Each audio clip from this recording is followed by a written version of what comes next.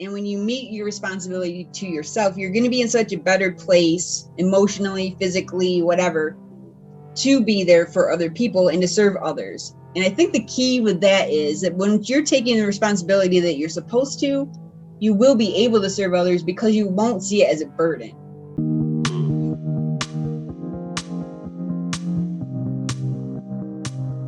Have you turned taking responsibility into an Olympic event? And what I mean by that is that you take responsibility not only for yourself, but for everyone and everything within your circle of influence.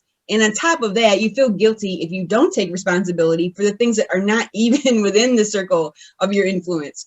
And the reason is because you truly don't know what your responsibilities are to yourself and to others.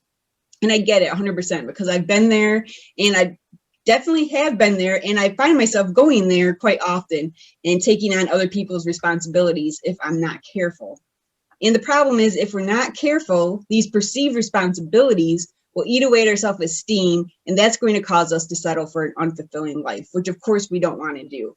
So what I did is I sought advice from 5 experts on taking responsibility, and today I'm going to share what I learned from them, and then Adam and I are going to discuss and sort through the wisdom from these 5 experts and see what we can come up with and how we can apply it in our lives. And with that being said, I will turn it over to Adam for the formal introduction. Thank you. Welcome to Settling's Not an Option. I'm Adam Nebbs, and I'm here with my co-host Amanda Stanhope. This show is for anyone out there who feels like they've settled for an unfulfilling life, whether you've settled in a relationship, the work that you do, or how you feel about yourself. We're here to tell you that settling's not an option. If you're liking the show, please follow us on Spotify, Amazon Music, or you can subscribe to our YouTube channel. If you have any feedback about the show or want to recommend a topic, you can email us at cheers-to-not-settling@gmail.com. Finally, if you feel so inclined, you can donate to us on Ko-fi, where we're aiming to buy some new audio equipment. Yes. So as Amanda said, we've got 5 experts, and hopefully I don't butcher some of their names. The first is our boy, Eckhart Tolle. Everyone knows that we geek out about Eckhart. He's a boss.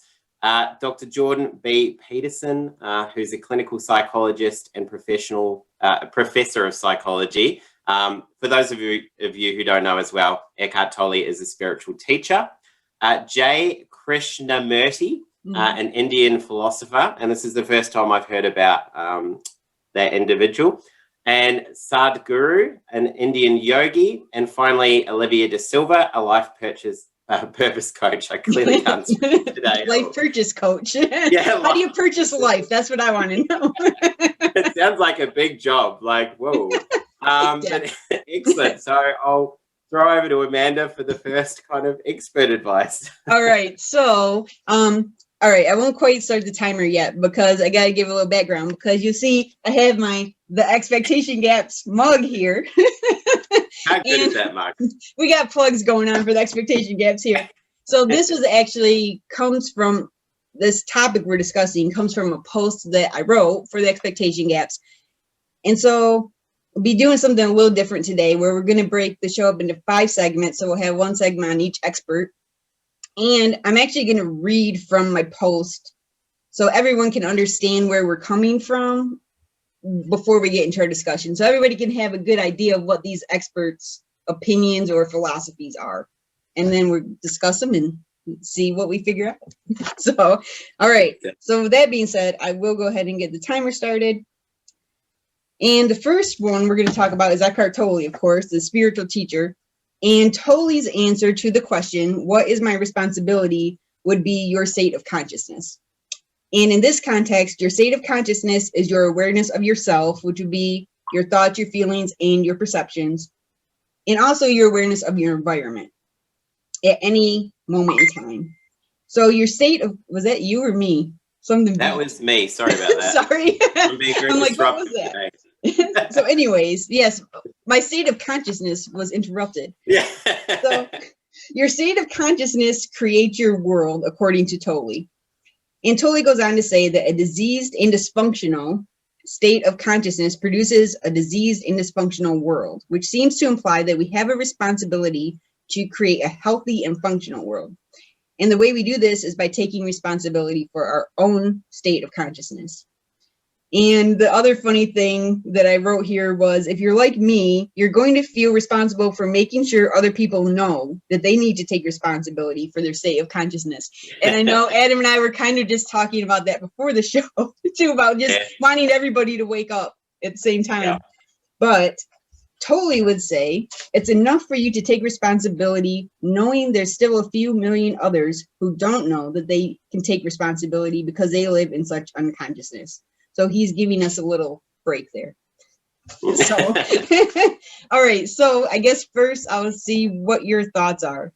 And I thought that was very interesting. And that point you highlighted was the one that I certainly focused on the most. Which is me too. Like, it made me think as well that, it is all right for others to not be conscious or awake or whatever it is. Yep. And I like the part that I'm trying to work through in my mind is like, I still think people are responsible to wake up. Yeah. But I think knowing maybe when you see somebody who's not as aware or as conscious as they could be, kind of giving them a little bit of leeway to say, okay, well, maybe your opinions or the way that you're behaving in the situation is because you're not awake. And because you're not awake, you're not aware of like how your behaviors are impacting not just yourself, but those around you, right. and in turn really influencing the collective. Right. But it made me think as well, like how big the whole state of consciousness thing is, right? Like, and all the things that roll up into responsibility that we almost don't have a direct influence over. So kind of like the Carl Jungian stuff, like the archetypes, the shadow, the collective unconscious, all these things that you don't really directly have an influence over. Mm-hmm. And really you can operate like through that lens of consciousness, but there's always going to be things that will be influencing you that you're maybe not directly aware of. So you just need to be really aware of how many things are at play influencing your behavior and just be mindful of that maybe. For sure. Yeah. Well, and I think too, you just have to be aware of the role that you're playing and not worry about what everyone else is doing. I guess it's part of like the collective. So I was thinking of that when you were talking about the collective unconscious, or is it collective? It's collective unconscious, right? Yeah. Yeah. I think so. Anyway, whatever. I believe that's right. And like you said, no, you don't really have a lot of influence over that other than what you bring to the table yourself. That is your influence. And even when you're talking about noticing maybe that other people aren't as awake as you or something. Well, first of all, that's pretty good sign that your ego is still intact. Or your ego is still controlling the show a little bit, because like, how do you know that they're not as awake as you are? I mean, I'm not picking on you. I do the exact same thing. But when I say you, I mean everyone, because we all tend to do that in certain ways and judge other people in whatever way. But I guess that's how you would. So instead of, like he's saying, it's not your job to go out and save everyone, but it's your job to, the way I take it is, it's your job to set a good example. And stay, but not even doing it consciously. Like, you're not even trying to set a good example, but that you just live that way, that it's so ingrained in you that you do set a good example. Yeah. Because I think if you're going out of your way to set a good example, there's your ego coming into play again. Yeah, well, that's what he says too, I'm pretty sure. He's like, it shouldn't be like a deliberate, what does he say? It's like, if you try and be conscious or you try and be aware or whatever, you've already lost the whole meaning of it. You just got to be it, kind of thing. Right. So yeah, exactly. But that's a really good point you make, though. Like, we really don't know. Like, how do you define what an awakened being is? Right. Like, it's not like they've got a big badge on them saying, "Hey, I awakened yesterday, guys. It's all good." Like, you're just maybe assuming, and again, that sounds like it's from the place of the ego. Yeah, it is. Yeah. Somebody maybe says something that you don't like. I don't know what it might be, but somebody just does something that on the face of it you could say, oh, it's because they're not awakened, but maybe that's just your ego just saying, I don't like what they're saying, and I'm trying to defend my position by saying they're not awakened. I'm awakened, so I'm superior. That's funny. That just reminds me when you say that's kind of like your shadow, because all of a sudden your insecurity, there's some insecurity in you about not being awakened, and so you're noticing it in someone else. Yeah, that's. And I never thought of it that way. But it's interesting, like, because an awakened being wouldn't even think about those kind of things, because they're just focused on the present moment. So yeah, interesting. See, we're learning something. Yeah, we're learning things as we go. I know. Damn egos. I know, they're always getting in the way. But do you think we're good on that point? Or on I think we're good on that one. Okay. Yep. Good. All right. We'll reset our timers here a second. We're trying to keep these segments to 10 minutes or less, just so I don't know that I mentioned that. All right. So the next one is from my very favorite, one of my very favorite, he might be my very favorite thought leader, influencer. I don't know what you want to call him, Dr. Jordan B. Peterson, the clinical psychologist and professor. So Peterson would tell you that your responsibility is to pick up the heaviest thing you can and carry it. And you can't really understand what he's trying to say by that unless you understand a few things about the world, the way he sees the world that we live in. And he says that, here's 3 things he says about our world. There will always be some form of oppression and suffering within our societies. We will always be at the mercy of nature and the doctrine of survival of the fittest. All humans are flawed, deceitful, and selfish. So, in spite of these truths, so he's saying these things are true. We just have to accept that. But in spite of that, our responsibility is to maintain a level of, and he calls it, I'm using some of his words in this. So these are not all my words. I'm not going to like quote unquote everything, but some of these are his words. So he says our responsibility is to maintain a level of optimism that is not naive, meaning that we bear our burdens and struggle uphill to reveal the best of ourselves, even though we know that we'll never be able to change these truths. And then the question would arise, well, why the heck would we want to struggle uphill? And it's because Jordan Peterson would say, taking responsibility for our lives and seeking truth are the secrets to a meaningful life. And he goes on to say, if you were able to reveal the best of yourself to you and the world, then you would be an overwhelming force for good. And that's why we pick up the heaviest thing we can and carry it, because it will lead us to a meaningful life, and we will become an overwhelming force for good, both of which are our responsibilities, according to Peterson. So that's a lot. That's a lot to unravel there. It is, yeah. What are your first thoughts? At first I was like, I didn't like it. Probably because my brain hadn't comprehended what he was saying. No, I like that though. I like that you didn't like it, because that means you really thought about it. Yeah, I just was like, oh, like compared to say Tolle or the other ones that I'd read in your post, I was like, oh, I don't know about Peterson. But again, as we talked about on the episode with Sergio, I was like, if I don't like something initially, it's because I'm ignorant. So I want to go off and find out more and then make an informed decision. Yeah. And I did that, and it changed my perspective. Which is awesome. So, so I watched an interview with Peterson, and he was talking about, because the journalist was like asking him questions like, well, you know, that's all good, but, you know, some people in the world are really lucky, you know, and she was comparing herself and Peterson and saying like, you know, we've got very privileged lives. So it's a lot easier for us to struggle through our daily struggles because, you know, we're not really struggling. We're pretty privileged. Right. And that was, you know, a good kind of opportunity for Peterson to say, yeah, I'm not saying, you know, this is not a question of what's fair and what's not fair. He said, life's not fair. Right. That some people could just die, you know, like that, and there's no rhyme or reason to it. And some people are really privileged.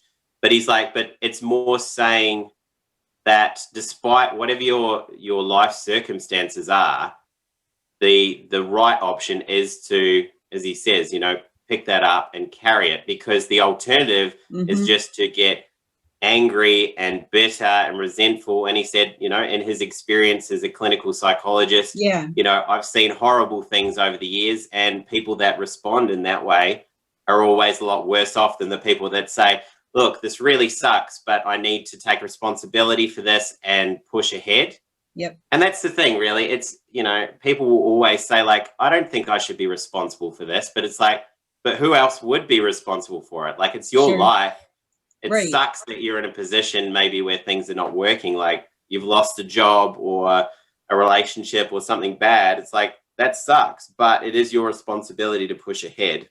Yes. And that's probably why myself and others, I guess, would be like, wouldn't like it initially, because it's hard. It's not, because it's easier almost to say, well, I'm not going to be responsible for that because I don't perceive it as fair, so therefore I'm just going to put my head in the sand. Yeah. That's like the easier way to do it, but it's not helpful. Or blame someone else. Yeah. Yeah. Right. Yeah. So that's my thoughts. Okay. Well, and I think maybe one thing to clarify that I did not necessarily clarify in my post is I watched enough of Peterson and listen. Well, yeah, I guess I really haven't read much of his stuff. It's all been watching and listening to him, but I know enough of him that he's not saying push yourself past what you're capable of.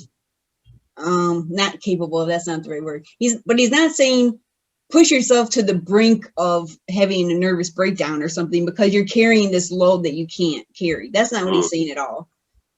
So he's saying challenge yourself enough that and then that will help you create a meaningful life, because you know you're challenging yourself to do something just a little harder than maybe you think you could. Like even like, okay, I'll put it in a simple metaphor or whatever example. Like you decide you're going to do 10 push-ups today, and you decide, oh, I'm just going to do 2 extra push-ups when you thought maybe you weren't even going to be able to do 10, and you push yourself to do that 2 extra. You're going to be so proud of yourself. Yeah. And I mean, that's a simple example, but if you implement that mindset into your daily life and continuously just try to push yourself a little further without pushing yourself over the edge, you're not trying to, put some extra stress on your body or on your mind. You're just trying to push yourself a little extra so that you feel good about yourself. And that's going to help you create a meaningful life. And then that's just going to spread. Like he said, then you're going to be a force for good because you feel good about yourself. Yeah. And that's going to ripple out and whatever. So that's what, I don't know. I love that part of his message because that really, I don't know, it speaks to me for some reason. And I think it's more practical. Yeah. There's a practical application to it. Yeah. Which is probably why I like it.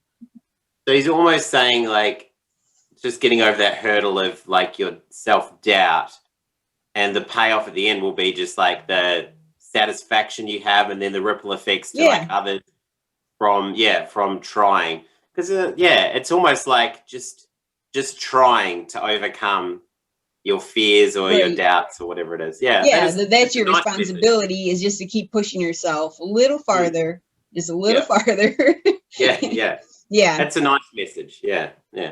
All right. So I think we're good with that one. I think we've summarized that one. Yep. Okay. So reset here again.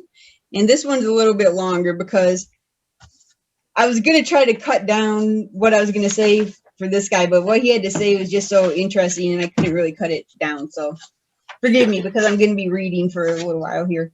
Except for I got my papers out of order. Okay. Here we go. All right. We're ready.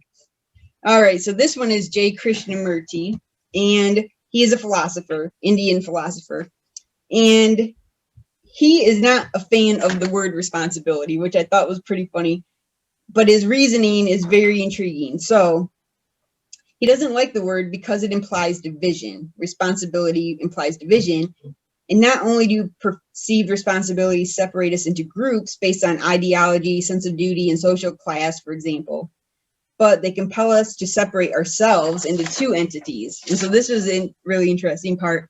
When you say, I'm taking responsibility for myself, you've just created 2 entities. It's like you're saying there's someone inside me who's responsible for me. There's a you who is responsible, and the first you is responsible for. So who's the responsible one? And then he has another problem with the word, and it comes from the origin of the word. So let's see, responsibility comes from the Latin verb respondere. That's how you have to say it, I think. Responder, meaning to respond, which means that your perceived responsibilities are responses you have programmed into your brain based on past experiences and nothing more. And this is why your perceived level of responsibility, the way that you respond to people, varies depending on who that person is and the role they play in your life. And then begs the question, how can your responsibility to someone today depend on your memory of past events and your recognition of a current event in light of past events? And so that one just kind of blew my mind a little bit. And then, definitely. So I watched a video where someone actually asked him this question, is what is our responsibility to ourselves and others? And he didn't really answer the question directly, but what I took from his response was that our responsibility is to be at one with ourselves, with others, and with the present moment. It is to recognize that everyone and everything is connected. In a sense, our responsibility is to stop defining our responsibilities and focus on doing whatever is best for the common good. All right, that was enough talking for me. So what are your thoughts over there? That's a big one, that one. It's a big one. There's a lot, but I couldn't leave any of it out. It's just too good. No. I know. That's the one that yesterday I spent the most time thinking about. So sorry if any of my thoughts here are a bit rambly because I'm still that's formulating. Perfect. Yeah, formulating all this. But so to his point, saying to use the word responsibility implies that there's two entities. Yeah. I was like, okay, I understand where you're coming from. I still think, from the various teachers and stuff that I've heard, is that, our consciousness is like a separate, I don't know, it's a tricky one, a separate being, because there is always something watching and observing everything, from your thoughts to your bodily actions, to your emotions, to everything. Yep. So I feel like there is something there. And so to basically be like, no, you're just one entity. I don't know. Right. I don't know if I agree with that. I think it's really hard I get where he's going with it, but it's really hard to comprehend. Yeah, because I'm like, well, if I'm just one entity, why do I always feel like something's observing me? Which Eckhart Tolle would say the observer is you. Right. Right. So yeah, that's one that's interesting. But also made me really think about, we've kind of talked about this a bit before, and I suppose you could call it the persona. So Carl Jung's persona, or I've talked in the past about constructs, how I think that we're all just constructs. Yeah. And the thing I thought about was I'm always interacting with, say, your construct, which I could label as the construct of Amanda, but the construct of Amanda will be different to you than to what it is to me, because I'm always interpreting your construct through my construct, which is really complicated. And it was quite a nice liberating thought for me, is that I'm like, well, if I think of it that way, that I'm always interacting with a construct, the people that I say don't like on the face of it, people I can think in my past that I'm like, I don't like you. I'm like, then again, I didn't really know that person. I just knew their construct interpreted through my construct, which is a bit of a limiting view, right? When you think of it that way. Yeah, it's like going through two different filters. Yeah. Yeah, it is. So that's the problem, is I don't think we can ever, well, no, for a certainty, we can never know other people. Right. But then I also thought about, whenever I was thinking about, for example, in the post, you're talking about responsibility for yourself and then responsibilities for others. Right. Again, I was like, something there is the problem today is we're always considering the other, we're always considering ourselves, and then everyone else around us is an other. And the problem with perceiving them as an other is we create that isolation and that individualism, and we need to see ourselves as connected. Right. And I think that's exactly what he was getting at. Yeah. Yeah. So it's a really interesting one. I don't agree with parts of it, but I think it should provoke some thought, around, and it's nice when you actually consider that you probably will never know anyone. You can't even in a way know yourself. Yourself is always going through a different lens depending on how aware you are and things like that. So I think it breeds a bit more compassion, because you're like, because straight away I could think of some people that I really didn't like. And I was like, oh, well, actually, if I consider that I don't really know who they are, it kind of liberates me a little bit, and thinking, well, that anger or those bad feelings are gone, Well, yeah, for sure. No, that makes a lot of sense. And I don't know, the part of it that really struck me too is that your responsibilities, let's see, what did he say again? Your perceived responsibilities are responses you have programmed into your brain based on past experiences. And I'm like, well, that is really true. Because because there isn't anything else it could be. Because you're thinking you're responsible for something either because you saw someone else do it, or because someone else told you once upon a time that you were responsible for it, or because even they told you that indirectly, because maybe you did not take responsibility for whatever it was in the past, and someone made you feel really crappy about the fact that you didn't take responsibility when they thought you should. So now you think it is your responsibility. I guess I could think of that even in a work context. Like, say, I'm not a real specific example, but say I dropped the ball at work somehow, and my boss got on me about it, or maybe I didn't even realize that I dropped the ball. And then my boss really got on me about it and was trying to tell me, yeah, you dropped the ball. And then from then on, I think whatever that task was is my responsibility from now on. And maybe it isn't even my responsibility. Maybe it's supposed to be my boss's responsibility, first of all. And he's, and so, and that's really dangerous, I think, because that's when your self-esteem really gets hit, I think, is when you start taking on these responsibilities that are not yours. And they're just a reaction, really, to something in the external world like that. Yeah. Does that make any sense? I don't know if that's making any sense of what I'm saying or not. Yeah, it is all very complicated. Like, it's very interesting, but yeah, it's probably one of the most important topics now. Like, what are we responsible for? Yeah. And kind of knowing when we should be taking responsibility or when we shouldn't. And it's a very interesting topic. Well, and especially, I'll throw this out. It might make us go a little over in this segment, but we were under on the other one. So it seems like a good place to add this. And I just thought about this. So I heard this person the other day talking about racism. And I've heard this before, but I heard it again. And she was saying, if you're not doing something to, not prevent isn't the right word, but if you're not doing something to try to reduce racism, I guess, you are a racist. And I'm like that just puts so much responsibility on people just because I'm not taking an active role in it. Like, you can't take an active role in everything. No, I that just really got under my skin, because I'm like, that's not a good message to be sending out. You know?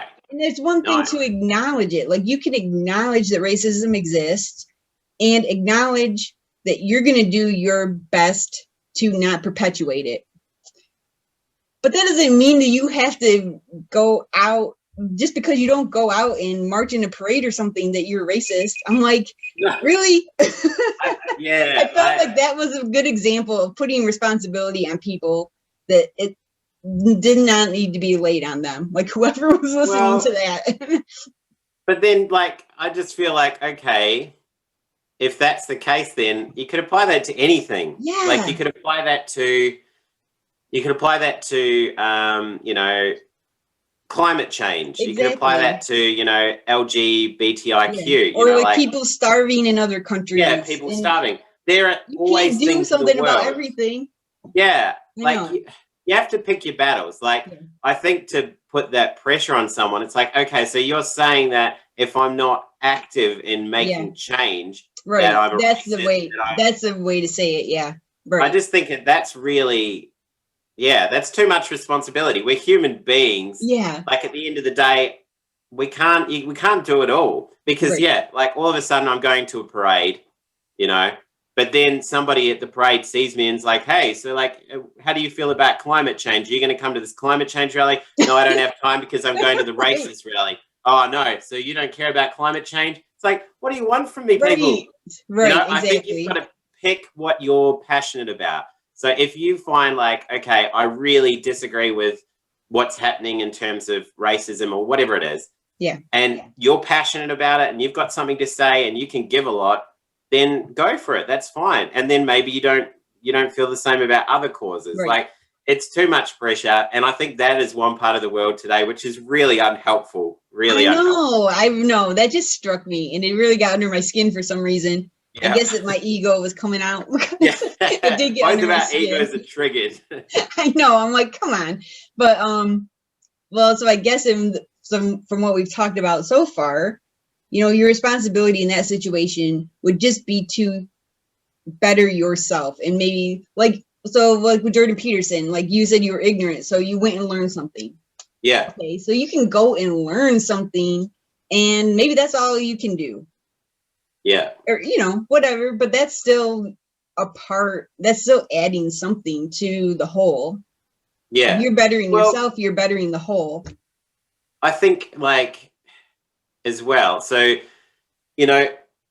I think people just need to take the time to be maybe a bit humble if they don't know something. True. So like if I'm That's at a true. Yeah. party and somebody says to me a topic, that I don't know the answer to, because in the past I would just answer through whatever very limited lens I had on that Yeah. subject.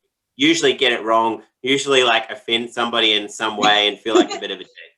Yeah. Whereas now I will just remain silent on the topic, and just if somebody was to actually say, hey, so what are your thoughts on this, just have the confidence to say, I really don't know. Yeah. I'll go off and I'll look into it more, because too often we want to have an answer to everything, and it's okay to be like, I don't know the answer to that, because like a lot of issues I'm not informed about at all. I don't know Right. about climate change. I don't know Right. about the racist causes, and you know what I mean. Yeah. Like, No, I know. So that's a good one to add to the list. Maybe is that your responsibility is to be humble. Yeah, I think and so. curious. Yeah. Stay curious. Stay curious. Stay curious. It's expectation gaps night. So hey. Exactly. Now's the time. All right. So next one. All right. So the next one is Sadhguru, who is a yogi, and his message is pretty short and sweet. So this one won't take me too long, but he says that you are responsible for all the things you are and all the things you are not. And let's see. And he goes on to say how you choose to react to life, even if that reaction is one of inaction. And that's kind of what we were just talking about. So we'll have to come back to that. How you choose to react to life, even if that reaction is one of inaction, is 100% up to you, 100% your responsibility. And Sadhguru would also say that only after you take responsibility for all the things you are and all the things you are not will you be able to explore the depth of the possibility you hold. So there, like I said, it's a short and sweet message, but whoa, it's pretty deep. It is deep. I know. Yeah. And that actually puts, I don't know if that's like an overbearing responsibility, like you're responsible for everything you are and everything you aren't. It's like, man, that's a lot of stuff. Which makes sense. I mean, that is true. Yeah. But what does that make you feel like? It ties in really well to what we were just talking about, though, doesn't it? Like, yeah. And see, we didn't even plan that. No, I love it. Look at that crossover. I know. But yeah, there's a lot of things that I am not, like, or that I'm just not involved in, I'm not informed about. But yeah, like, I don't know, I feel pretty at ease. Like, I don't know, the tricky part is I don't know all the things that I'm not. Yeah. Like, like, I think you find those things out when somebody says, hey, how do you feel about this thing? And you're like, oh, I didn't even know about that thing, or I've got no view on that thing. But yeah, I think, the things that you're aware of. So if I'm aware of, I'm not somebody who has, political leanings. Like, I just don't. The recent election we had here in Tasmania, I voted for my friend because he was, he's in a certain party. Okay. But I really don't know enough about politics. Like, Right. ask me what their policies are. I don't know. Like, I don't know at all. And maybe somebody could say, well, that's irresponsible because you should know who you're voting for but at the end of the day, for me, I'm like, I'm really not that worried. And maybe it's a naive view, but say with politics, I'm like, I feel like all politicians are the same. They're all very self-serving. Right. And it's really just I don't know, kind of going with your gut, which is to say, I think maybe at this stage, this is the lesser of two evils. I really don't know. I've not done comprehensive studies, but that's just a gut feeling. Right. So that's something but I think that. Oh, sorry. No, that's okay. You go. Well, I think that is you taking responsibility for what you're not, though, because you're saying, I know this about myself and I'm okay with it. Yeah. And I'm not going to be a political expert because it's just not something that interests me that much. No. Like where other people are not experts on Eckhart Tolle, and so that's just how. Let's see. Now I've christened you an expert on Eckhart Tolle, so yeah, you're gonna have to live up to that. No? Finally. But but as you were saying that, I'm like, that might be actually what he means, is just that you're aware of the things you're pursuing, and then the things you're not pursuing, you're not pursuing them intentionally. Yeah. If you know what I mean. So the things you're aware of, because the things you're completely ignorant of, I mean, you can't be responsible. Well, or could you? I was going to say you can't be responsible for things you're completely ignorant of, but that's another question, I guess. Have you got an example of where you can think of something that you specifically know you're not? Yeah. You're not? I can. Let me think. I definitely know I can. Let's see. Well, I guess I would be the same as far as the politics goes. I would be in the same camp as you on that one. Another thing, well, I guess to talk about something we haven't already talked about, I guess I would say religion. So we'll pick on all the things. We're talking about racism, politics, religion. We're hitting all the big topics. So let's see how many people we can get to shut this Diddling's off. not an option, guys. No. I know. True. So, okay, so for religion, for example, I really don't know that much about. So I was raised Christian, and I live in a very Christian area. So that's the main religion that I know anything about. And I haven't really taken the time to understand Christianity that well. And I haven't taken the time to understand any other religion that well. But I'm okay with it because I feel good about myself. And I feel like I'm living the best life I can. And I know that I'm a good person. Or at least I'm pretty sure I am. And I'm pretty sure that if there's a heaven and hell, I'm not going to hell.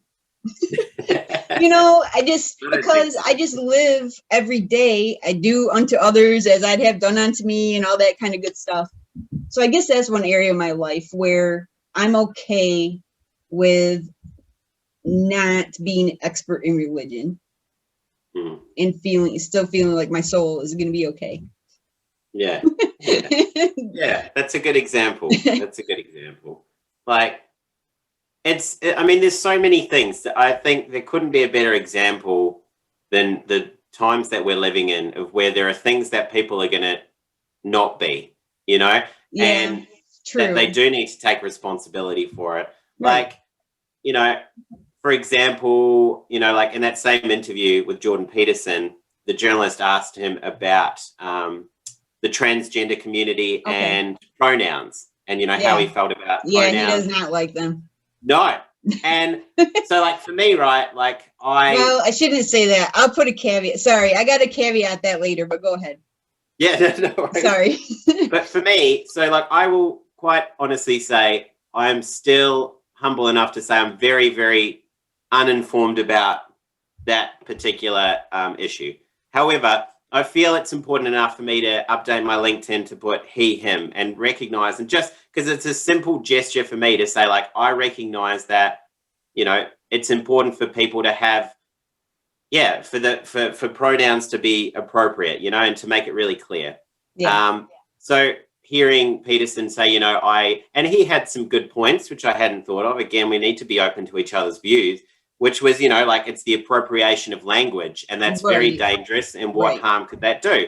And that's a very good point, because, like, how far could that be pushed if it became legalized that you could only use certain pronouns, etc.? That is dangerous.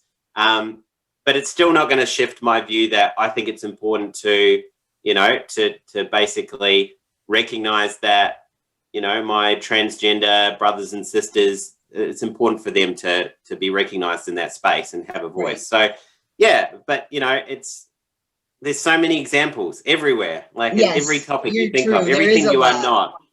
You've just got to be at ease. A last example, and sorry to rant, is like, I think about, for example, in Australia, everyone is obsessed, not everyone, terrible thing to say. A lot of people here are really obsessed with Australian football, all right? AFL. With soccer, right? Yeah, it's like a form of, I don't know, rugby-ish thing. I don't know. Oh, okay. I didn't know it was football. Like we call football soccer, but, but it's different than that. It's like rugby. It's kind of like rugby. I reckon I reckon I'm probably butchering it. Like if there was a diehard fan here, they'd be like, oh man, that's not what it is. But anyways, but when I first came here, everyone was very like all about the football. And I don't mind watching the football. I'm fine to watch it. I don't love it. I'm not interested in it. I'm not gonna look into it any further, you know. And I was conflicted a while ago, feeling like, do I need to get in with the masses here and learn about this topic and blah, blah, blah. But, and so that's a case where I wasn't taking responsibility for what I wasn't, I was basically like, I don't like this. Yeah, I was like, I don't like this topic, but I feel like maybe I need to force myself into liking it. Whereas today, I would quite happily say to all my friends that love it, including my girlfriend's dad, I don't like this football. It's boring. I'm going to go next door and talk to other people because I'm bored. I'll say that because I'm totally fine with it. And if you go, oh, you don't like football? Like, what the heck? Well, I'm taking responsibility. I'm willing to cop a bit of whatever for that. I like that, though, because I never thought of it that way, is that you're taking responsibility by taking responsibility for what you're not. So you're not a football fan. You are not just going along with the crowd. You're being true to yourself. Yeah. And what is important to you, instead of just like folding to peer pressure or trying to fit in or whatever. Yeah. And I didn't think of it that way. So that's actually a really cool way to think of it too. Yeah. Thank you. So yes, I do have to say about Jordan Peterson though, because he's my main man. But so I shouldn't have said he doesn't like the terms. I've watched enough of him talk about it that the pronouns are not the problem. It was the problem that it was being made law in Canada. And that's what he did not think it was. He's like, if you tell me, do you want to be called something? I will call you whatever you want me to call you if you ask me to. But he didn't think it should be legislated. So I just wanted to say, I shouldn't have said he doesn't like them, because that just sounds bad. Or that just sounds like he, Yeah. So I didn't want to misrepresent what he said, but. Yeah. But that's true though. Like, I don't think it should be, I don't know. I think the whole legalizing things that are like this are dangerous. Because there are unintended consequences. People really need to weigh that up, That's right. Like there are so many issues that are very, grey. And I think when it's grey and not everyone agrees on it, don't legalize it. Do not legalize it until you feel like the majority of folks are on board and comfortable with the change, and that you've analyzed all the things that could go wrong if the change comes in. Well, which you can never do. So just don't legalize it. Yeah, exactly. Just leave it open. Come on, Canada. I respect Canada in a lot of ways. And most of the time, but that was a wacky one. Yeah, it was. All right, last segment. In this, Number I saved 5. the best for last here. So I get to give a huge shout out to my friend Olivia D'Silva. And this is actually how Olivia and I met, is because I quoted her in this post. But she's a life purpose coach.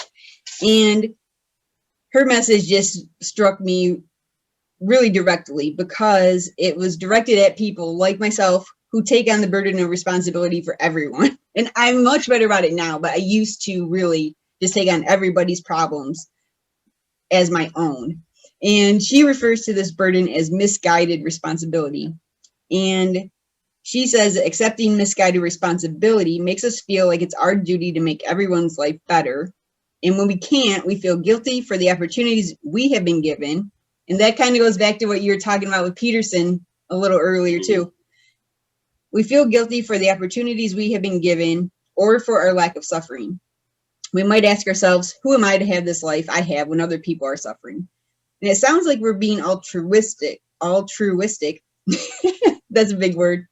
It sounds like we're being altruistic, like we want to selflessly serve others. But the truth is, as Olivia points out, we're actually being pretty arrogant. It's pretty arrogant to think that someone else's problems are ours to solve, that we somehow know what's best for them, or that we can begin to understand the adversities they are facing. And Olivia suggests that we focus on taking responsibility as follows. Be available and offer support to people when they are ready to ask for help. Make the most of the opportunities that are put in front of you, and go after whatever you feel called to do, and lead by example in honor of those who can't. And I just love that. I mean, I can't say enough how much when I saw that video, I'm like, this person is speaking my language. I'm like, I feel like I found a soulmate.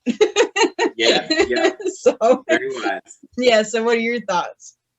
Yeah, I like that. Like, and it's so true. Very, very practical too. Yeah. You know. Yep. Because I think that is the truth as well, is there is some level of, I don't know if you want to call it ego or whatever, in assuming you know what's best for a person. Right. You know, and just pushing and pushing and pushing, being like, no, you need to accept my help to do this thing. And Exactly. I've had examples of that. And it's like, if someone's not ready, it almost could probably have like a detrimental effect where they maybe become, like, it delays their progress and maybe getting there on their own, because, you know, that, you know, in some ways they might think, no, I don't want to get help on that now because you've pushed me too hard on it. So you've almost got to, just be open and available and make them aware that you're there. Yeah. But let them arrive, you know, when they're ready to arrive. The same could be said, you know, like Eckhart Tolle's kind of like awakenness and things. But, you know, everyone arrives at a different time. You know, you can't force somebody to kind of wake up or whatever it is. Like, they have to arrive on their own. So just be there, but don't like push too hard, I think. That's what I took from it, maybe. Yeah, no, and that's huge, because I just know for a lot of years in my life, I was that person where I would be like, I could see what was wrong with the situation. I would think that I knew what was going on even better than the other person did. Well, and I still kind of fall into that from time to time. Don't get me wrong. I do still fall into that. Yeah. And I would think that somehow I had the answer, and that I just had to, like, it was my responsibility to share this answer with them, because of course that's going to make their life so much better. And oh my gosh, I mean, I guess my intentions were good, but were they? Because you really wonder too. It's like, okay, was I really trying to help the other person, or was I trying to make myself feel good? Like I was that important? Like, was I trying to make myself feel more important than I really am? You know? Yeah, interesting. And so I really learned, well, and I think from writing this post and hearing Olivia say that really helped me to notice that in myself. And I've really learned since then to try to not offer help. I still do it from time to time, but I try not to offer help until it's asked for, like she says. And I say the person I'm worst with is Dan, my husband, because I'm not very good at that. I'm very quick to tell him the things that he needs to do differently. But I think I'm pretty good about it with everyone else. So I need to work on that one a little bit yet. But well, that's interesting, because my most recent example would be the same. It would be with my girlfriend Nat, and there's an area that, you know, that I was so consumed in being like, I think it's better if we do this thing, like, you know, and she wasn't comfortable with that thing. This could sound really dodgy if I don't actually like just illustrate what it is. But so, for example, with the work that she does, you know, it was, let's do your resume and, you know, and look at other work opportunities and things like that. And, you know, it's a case where for me, like, because I've chosen not to settle, and like I'm really big on like make sure that, you know, if you're not 100% happy in whatever you do, that you change your direction. But so true for a lot of people, that a lot of people are not ready for that. Like if you'd asked me to like leave my jobs years ago, I wouldn't have done that. Like I had to do it on my own and feel comfortable. Yep. You know, but that was the case where I'd be like, I need you to change this thing. And yeah, it was very unhelpful, you know. Right. So it's a case where instead it's like, well, you just say, all right, well, you arrive there when you're ready. If you are ready, maybe you wanna stay in that job or whatever it is. Like it's just as well, just not trying to like put your life perspective on others, because you know, yes, of course, like you and I are very happy with our life views. Doesn't mean everyone else around us has to like adhere to those life views. No. Well, and it wouldn't even work for everyone. Right. And it wouldn't even work for everyone, because obviously everybody's not wired the same. Yeah, so, exactly right. Yeah, yes. Exactly. But I do think the reason that I have the hardest time with like not offering help or whatever, however you want to say it, to Dan is because I do care a lot more about his well-being than maybe other people's, which sounds really bad to say, but you know what I mean. No, I know what you mean. Yeah. And so it is hard when like someone that you really care about, and you can see like, oh, if you just did this a tiny bit differently, you might have this better result. It is really hard to keep your mouth shut, but I'm working on it. Yeah. Because, I think at the end of the day, you don't know what's best for the other person. No. And so all you can do is just stay in your lane and try to set a good example. And they'll follow you if they want to follow you.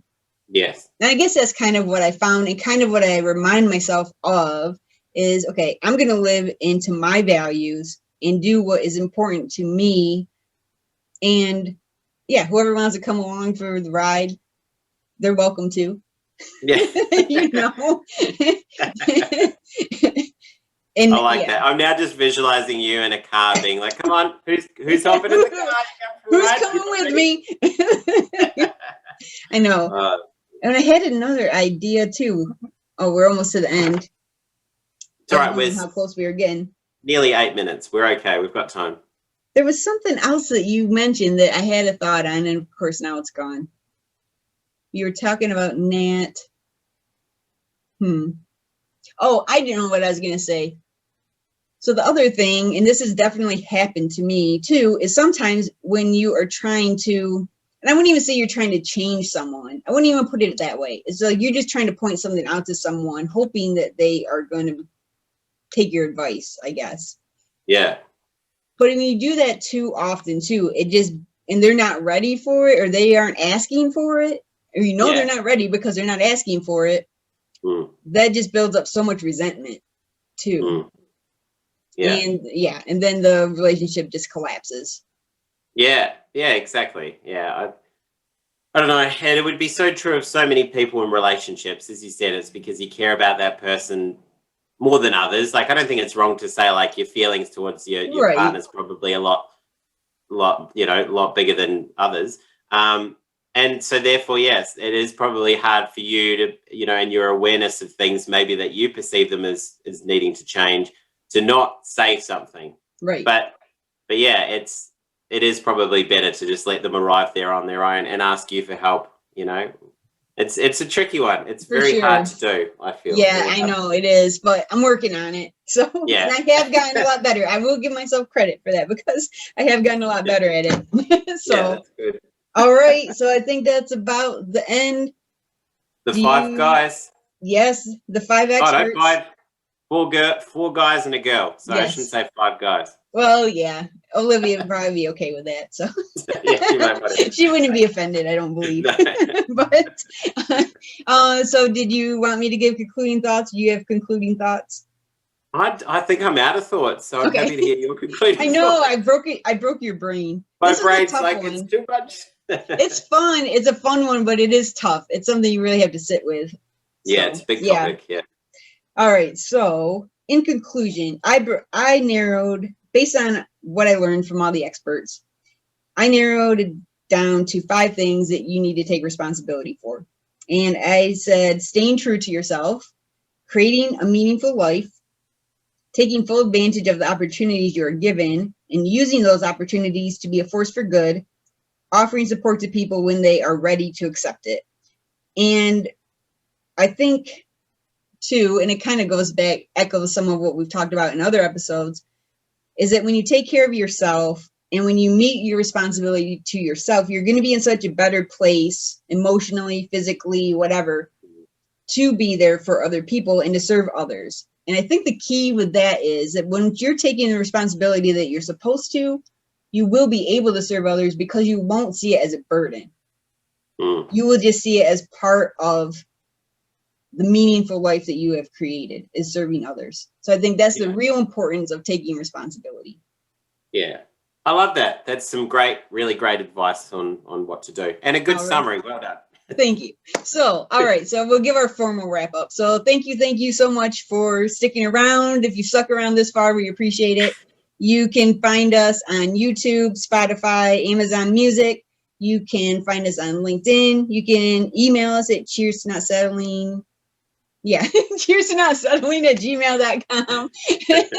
You can be so generous to donate as little as $1. If you enjoyed what you heard and you want to see more, get over there to coffee, which there will be a link in the description, and help us out. And I guess until next time, we'll just say cheers to not settling. Cheers to not settling. Bye. Take care.